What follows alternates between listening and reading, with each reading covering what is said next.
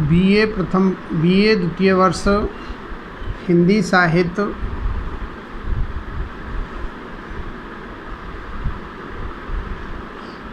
प्रथम प्रश्न पत्र।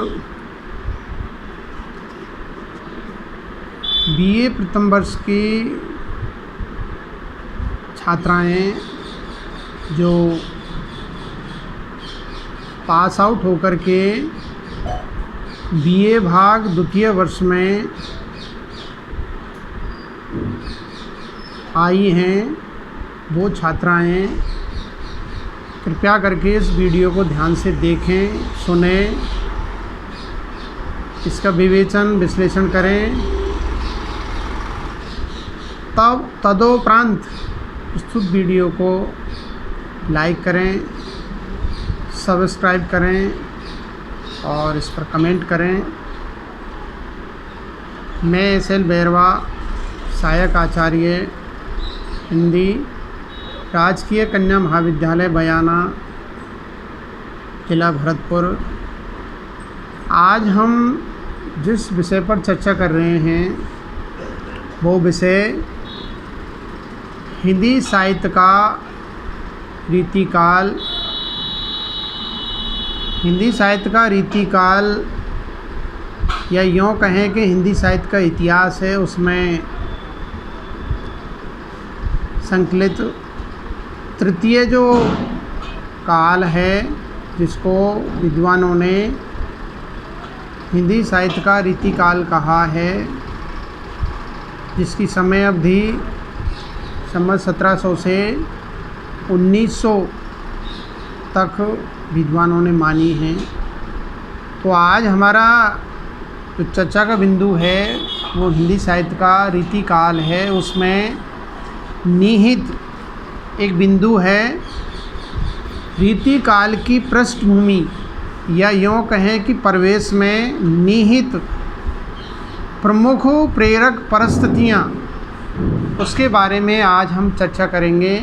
तो बीए द्वितीय वर्ष की छात्राएं कृपया करके वीडियो को ध्यान से देखें, सुनें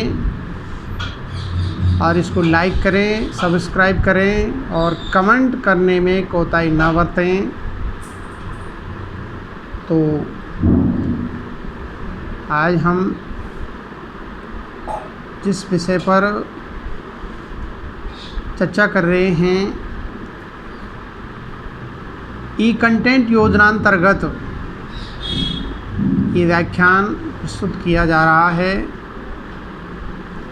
और इसको ध्यान से कृपया करके छात्राएं देखने का श्रम करें। तो रीतिकाल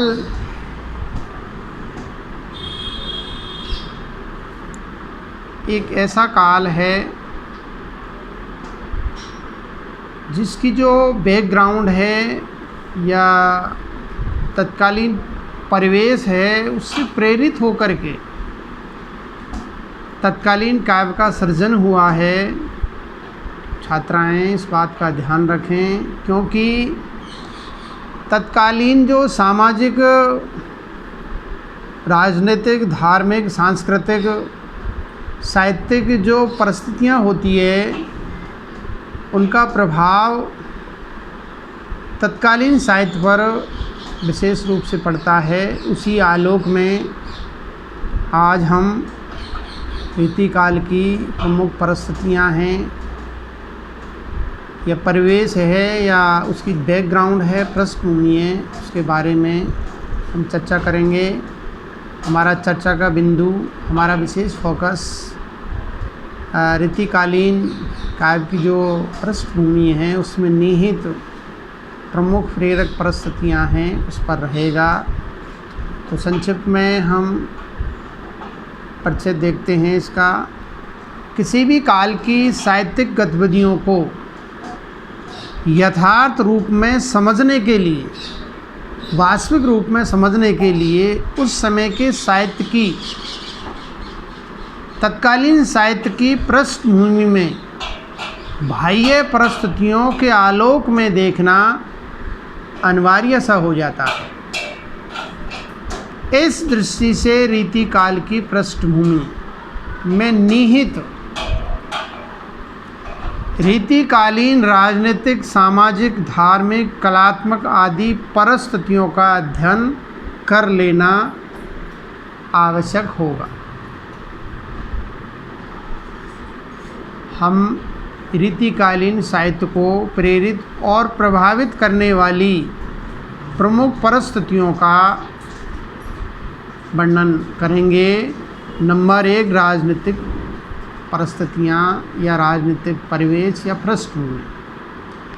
सन 1643 ईस्वी से 1843 ईस्वी तक, यानी सम्मत 1700 से 1900 विक्रम तक का काल मुगल साम्राज्य का चरमोत्कर्ष, वैभव और उसके पतन, विनाश का काल कहा जा सकता है।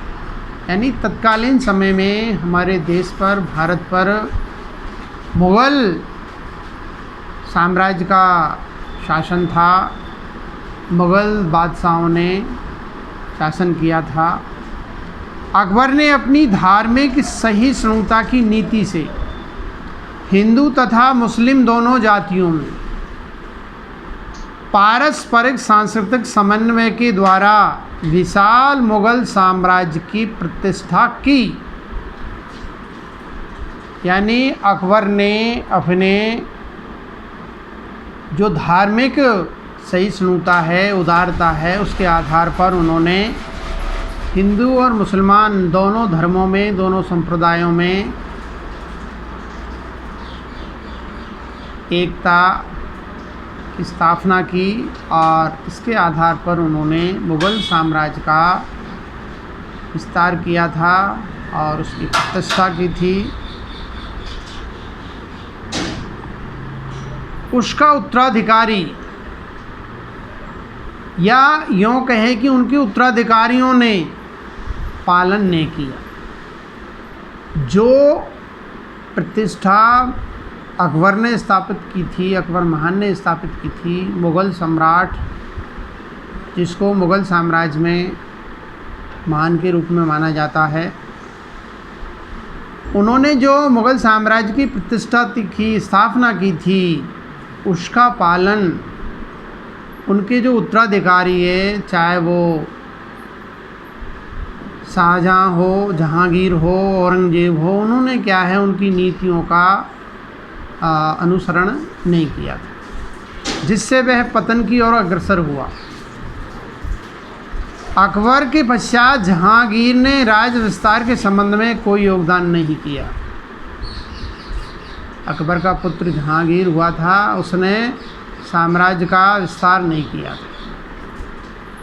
हाँ, उसकी सुरा और सुंदरी के प्रति अदम्य लोलुपता और असंतुलित लालसा उत्तराधिकारियों को विरासत में मिली। कहने का तात्पर्य ये है कि जहांगीर सुरा और सुंदरी में व्यस्त हो गया था, यानी विलास प्रिय हो गया था। इस कारण से उन्होंने अपने साम्राज्य का विस्तार नहीं किया था और ये सारी चीज़ें उन्होंने अपने जो उत्तराधिकारी हुए हैं उनको विरासत में प्रदान की। जहांगीर का पुत्र शाहजहाँ में ज़रूर सहिष्णुता, कलागत उदारता थी। इसी कारण उनका काल मुग़ल युग का स्वर्ण युग कहा जाता है।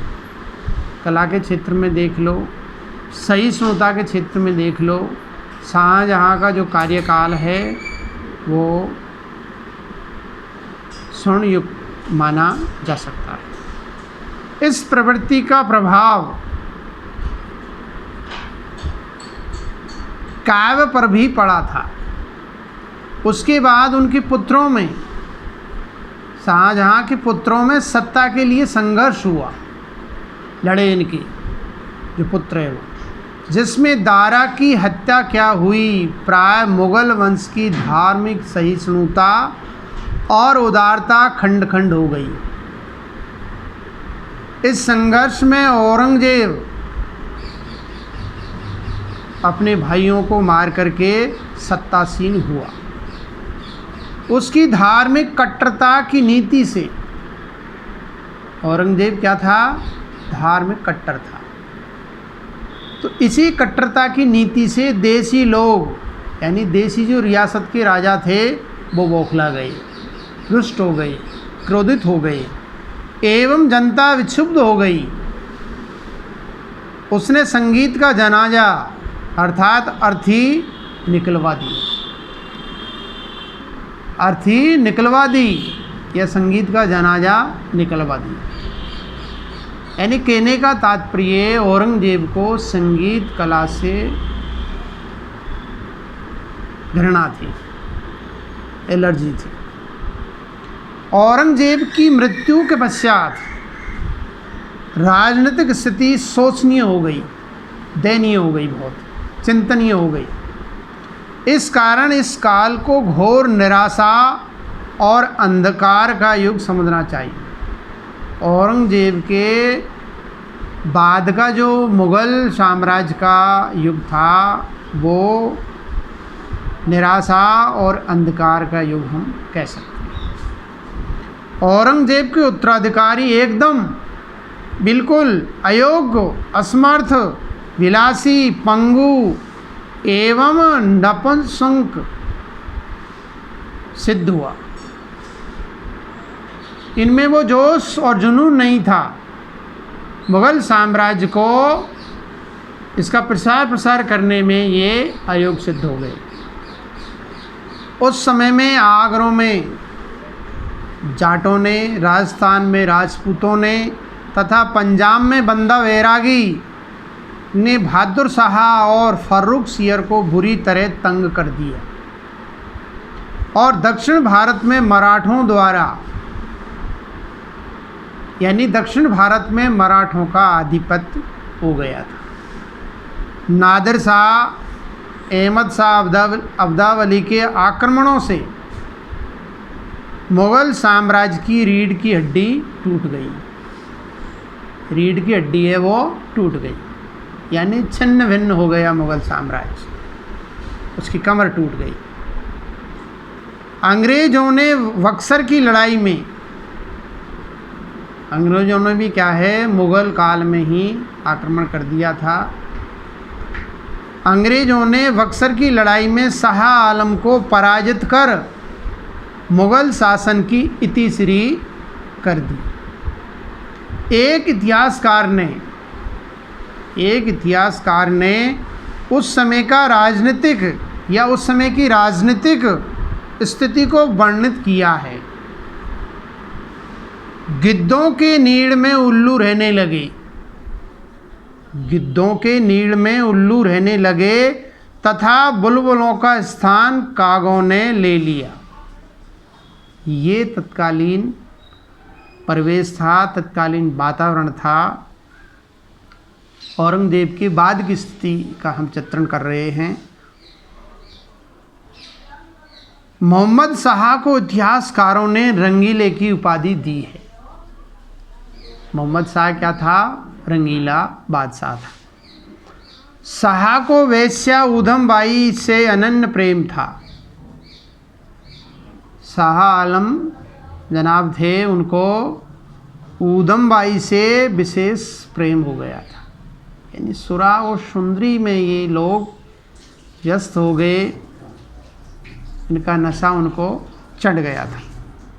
देसी राजाओं की स्थिति भी शोचनीय थी। उनके हरमों में,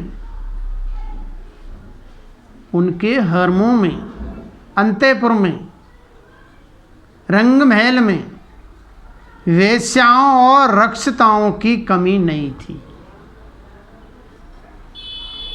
कुल मिलाकर उस समय की राजनीतिक स्थिति चिंतनीय थी। तो ये हम तत्कालीन रीतिकालीन जो राजनीतिक परिवेश है उसका हम चित्रण कर चुके हैं। अब हम अगला बिंदु है सामाजिक परिस्थितियाँ या सामाजिक परिवेश या सामाजिक पृष्ठभूमि रीतिकाल की कैसी थी, उसके बारे में हम चर्चा करते हैं। तत्कालीन सामाजिक स्थिति के बारे में हम कह सकते हैं कि यथा राजा तथा प्रजा की उक्ति इस काल पर पूर्णतया चरितार्थ होती है। जैसा राजा होगा वैसी उसकी प्रजा होगी। यदि राजा चोर है तो प्रजा भी उसकी चोर होगी। यदि राजा नाकारा है तो प्रजा भी क्या है, नाकारा होगी। इसलिए तत्कालीन सामाजिक परिवेश के बारे में कहा जाता है कि यथा राजा और तथा प्रजा। कुल मिलाकर इस युग को विलास प्रिय युग कहा जा सकता है, क्योंकि हुमायूं और अकबर तो विलास से फिर भी दूर थे। क्योंकि हुमायूं और अकबर तो विलास ऐसो आराम से फिर भी दूर थे, लेकिन शराब के नशे में मदचूर होने वाले जहांगीर नूर जहां पर कुर्बान हो गए। जहांगीर किस पे कुर्बान हो गए? नूर जहां पर। शाहजहां की भेव प्रिय था, विलास प्रिय था और प्रदर्शन प्रवृत्ति का तत्कालीन सामंतीय जीवन पर पर्याप्त प्रभाव पड़ा। फलस्वरूप, परिणाम स्वरूप पौरुष का ह्रास हुआ, पुरुषत्व का नाश हो गया। मनोबल की कमी के कारण बौद्धिक वर्ग भी बहुत नीचा हो गया। जो प्रबुद्ध वर्ग था, बौद्धिक वर्ग था, वो भी क्या है, निकृष्ट हो गया। क्योंकि यथा राजा और तथा प्रजा, तो ये तो इस युग की सामाजिक परिस्थिति के लिए बिल्कुल ये कहावत चरितार्थ पूर्ण रूप से होती है। अनेक छोटे छोटे सामंतों के पास रखेलों की भरमार थी। यानी जो बादशाह थे, उनके हरमों में, उनके अंतःपुर में, उनके रंग महल में रखेलों के अड्डे बन गए थे, वेश्याओं के अड्डे बन गए थे। एक पत्नी व्रत जो धर्म है वो भंग हो गया था। यानी बहुपत्नी प्रथा, राजा महाराजाओं के हरमों में एक से अधिक रानियां, महारानियां, उपरानियां, पटरानियां ये देखने को मिलती है। उस समय नारी केवल, तत्कालीन समय में नारी केवल भोग, मनोरंजन और विलास की सामग्री समझी गई। राजाओं ने मद्यपान, केली क्रणाओं को अपना लिया। जन सामान्य में अंधविश्वास। अब जन सामान्य की स्थिति को देखते हैं कि आम जनता में भी अंधविश्वास तथा रूढ़ियां घर कर गई थी। आम जनता में क्या है, रूढ़ियां हैं, परंपरा हैं, आडंबर है, ढकोसले हैं, इनमें लिप्त हो गई। ज्योतिषियों की वाणी, शकुन शास्त्र पर उनका अगाध विश्वास था। जनता प्राय अशिक्षित थी, पढ़े लिखे नहीं थे। उनमें बाल विवाह, बहु विवाह, सती प्रथाएं चल रही थी। आम जनता में हम देखते हैं तो बाल विवाह, छोटी छोटी बालिकाओं का बचपन में ही क्या है वो विवाह कर देते थे। एक से अधिक पत्नियां लोग बाग, जो धनाढ़ वर्ग था, अमीर वर्ग था, वो एक से अधिक पत्नियां रखते थे। सती प्रथाएं चल रही थी। अपना पति मरने के बाद में उसकी जो पत्नी है वो चिता पर जल जाती थी। सर्वत्र दासियों की मांग प्रबल हो उठी। अपने हरमों में कई दासियां देखने को मिलती थी। श्रमिक वर्ग, मजदूर वर्ग है, वो अत्याचार से पीड़ित था। लोगों को कई महामारियों का प्रकोप भी सहना पड़ा। इस युग को सभ्यता और संस्कृति के ह्रास के साथ आर्थिक संकट भी देखना पड़ा। यानी आर्थिक स्थिति भी बहुत ही दयनीय थी, चरमरा गई थी। अब हम अगली जो तीसरी तत्कालीन जो परिस्थितियां हैं, धार्मिक परिस्थितियां कैसी थी, इस बिंदु की हम चर्चा करते हैं। रीतिकालीन युग संस्कृति और सभ्यता की दृष्टि से ह्रास का युग है। नैतिक बंधन ढीले पड़ गए थे।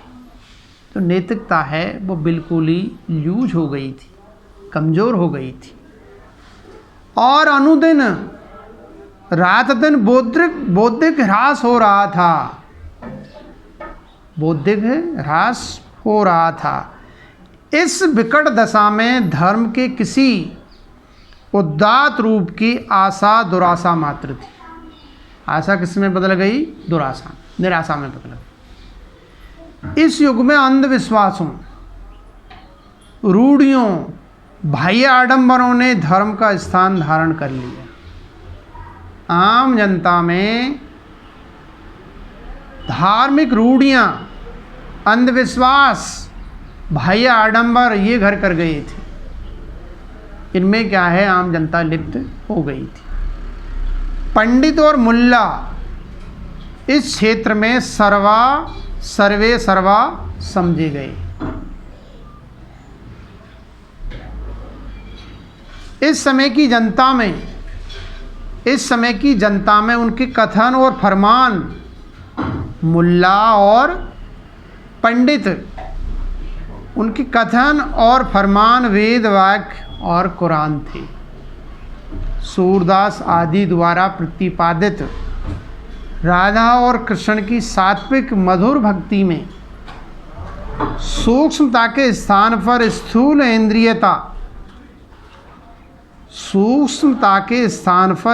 इंद्रियता और पवित्रता के स्थान पर लोलुपता एवं कामुकता की खुलकर अभिव्यक्ति हुई।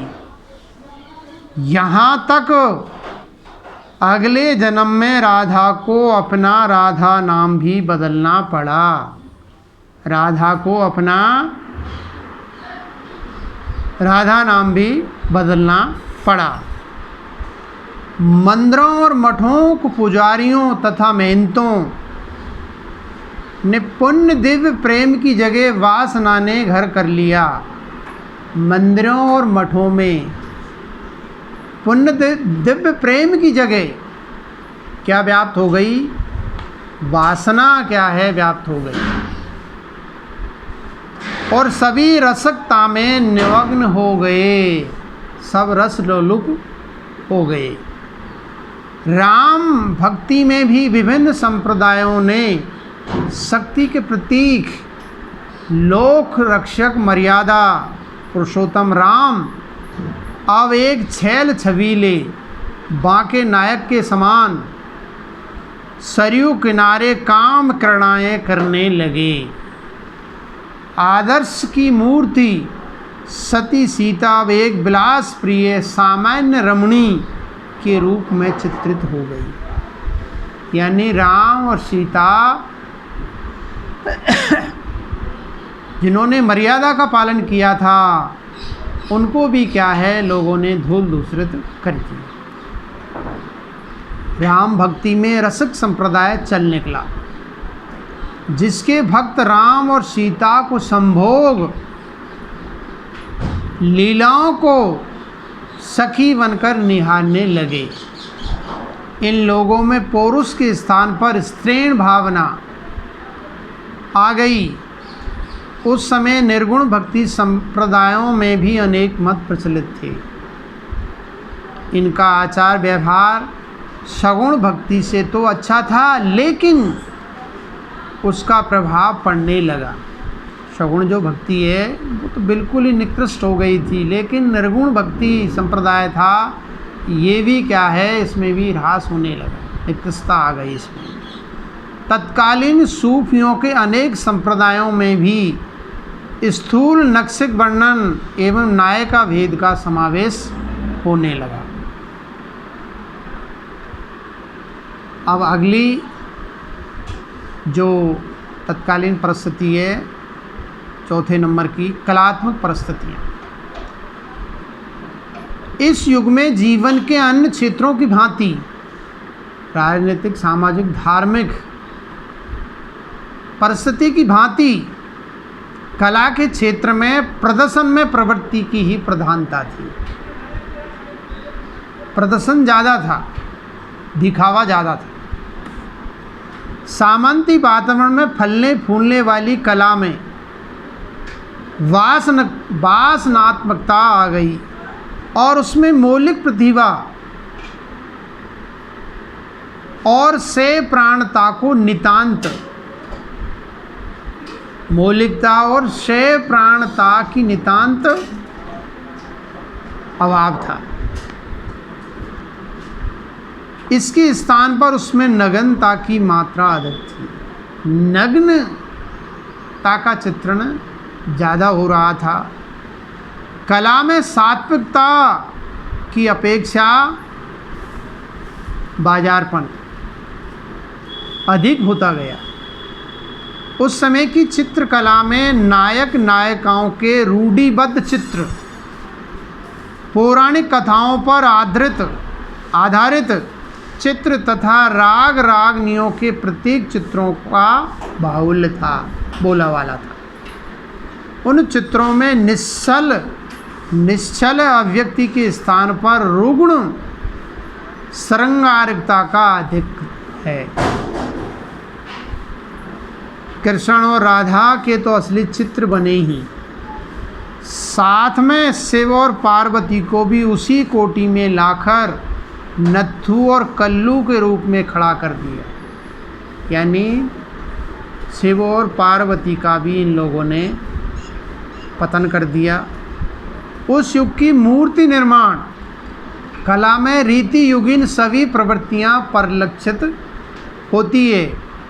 परंपराबद्ध शैली, अलंकरण की अतिशयता, चमत्कार वृत्ति, रोमानी वातावरण की सृष्टि, दरबारी अदब कायदों की जकड़बंदी, ये सभी प्रवृत्तियां साहित्य में समान कला क्षेत्र में भी दृष्टिगोचर होती। निष्कर्ष में या सारांश में कह सकते हैं कि वास्तव में रीतिकालीन कवि और संगीतज्ञ दोनों की एक ही दशा थी। दोनों ही आश्रयदाता की रुचि पर चल रहे थे। अतएव उनकी प्रसन्नता के लिए दोनों को ही श्रृंगारिकता और कला प्रधान चमत्कारवादिता को अपनाना पड़ा था। अब हम इसकी सांस्कृतिक पांचवी जो परिस्थिति है, सांस्कृतिक परिस्थिति है, उसको हम देखते हैं। सामाजिक आदि अवस्थाओं के समान इस युग की सांस्कृतिक दशा अत्यंत शोचनीय थी। औरंगजेब की कट्टरता से अकबर आदि की उदारवादी नीति को गहरी ठेस लगी। विलास वैभव के खुले प्रदर्शन की प्रवृत्ति ने हिंदू और मुस्लिमों के धार्मिक संप्रदायों को बुरी तरह प्रभावित किया। वैष्णव संप्रदायों में भी मठाधीश राजाओं और सामंतों को गुरु दीक्षा देने में गौरव का अनुभव करने लगे। फलतः मंदिरों में ऐश्वर्य और विलास की लीला होने लगी। मंदिरों में ऐश्वर्य, भैभवता और विलास परोसा जा रहा था। स्थिति यहाँ तक पहुँच गई कि मंदिरों में पुजारी राम और कृष्ण का केवल अतिशय श्रृंगार ही नहीं बल्कि उनके विलासी जीवन में अपने जीवन की संगति खोजने लगे। हिंदू और मुसलमान दोनों के बाह्य चरण ही धर्म पालन मात्र रह गया। पुजारी और मुल्ला जनता के अंधविश्वास का अनुचित लाभ उठा रहे थे। पुजारी और मुल्ला दोनों भी पथभ्रष्ट थे। उससे धर्म स्थान पापाचार व भ्रष्टाचार के अड्डे बन गए। अगली और अंतिम छठी जो विशेषता है साहित्यिक परिस्थितियाँ, उसको और हम देखते हैं, इस बिंदु की चर्चा करते हैं। रीति काल का आरंभ शाहजहाँ के शासन के उत्तरार्ध में माना जा सकता है। उस युग में प्रदर्शन और अलंकरण की प्रवृत्तियों की प्रधानता थी। काव्य में श्रृंगार प्रधान अभिव्यक्ति का बहुत कुछ श्रेय भी रंगीन मिजाजी साहित्य और कला के प्रति उनकी रुचि थी। मुग़ल दरबार की राजभाषा फारसी थी। फारसी में दो शैलियाँ प्रचलित थी, पहली भारत ईरानी तथा दूसरी शुद्ध ईरानी।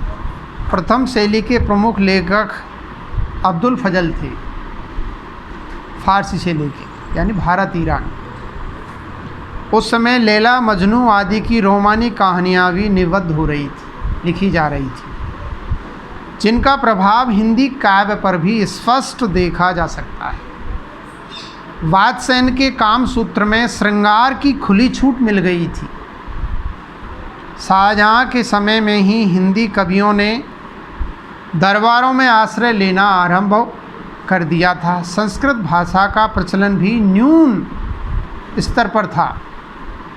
रीति कविता को सामंती छत्र छाया में पोषण मिला।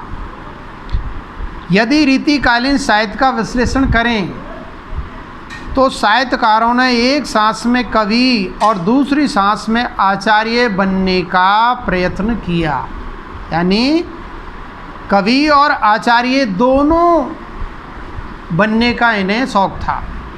श्रृंगारिकता और आचार्यत्व दोनों परस्पर अभिन्न रूप से गुथे हुए मिलते हैं। एक उदाहरण देखिए,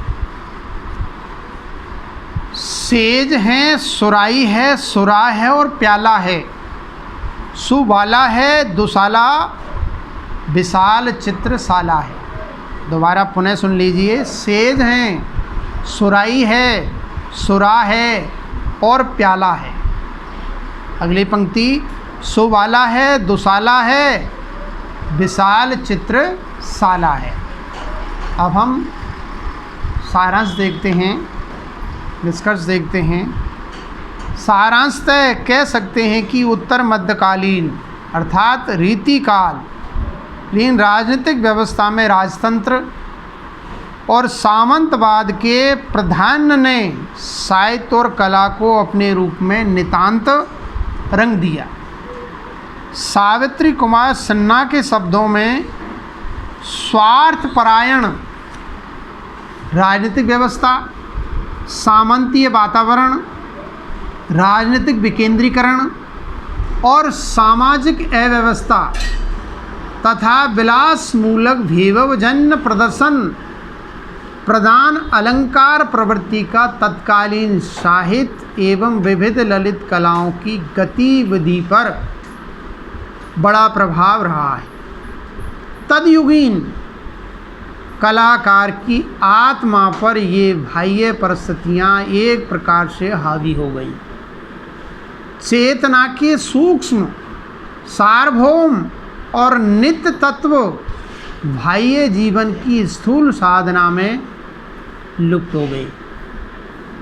स्थूल की सूक्ष्म पर विजय के कारण ही इस युग में रीति काव्य लिखा गया। तो ये रीतिकालीन की पृष्ठभूमि या तत्कालीन वातावरण परिवेश, इसको हमने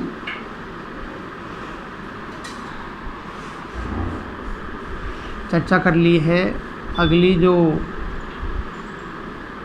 अगला जो बिंदु है उसके बारे में हम कल चर्चा करेंगे। तो कृपया करके छात्राएं उन्हें सुन लीजिए, शुद्ध वीडियो को ध्यान से देखें, सुनें, इसका विवेचन विश्लेषण करें और तत्पश्चात इसको लाइक करें, सब्सक्राइब करें, कमेंट करें। धन्यवाद।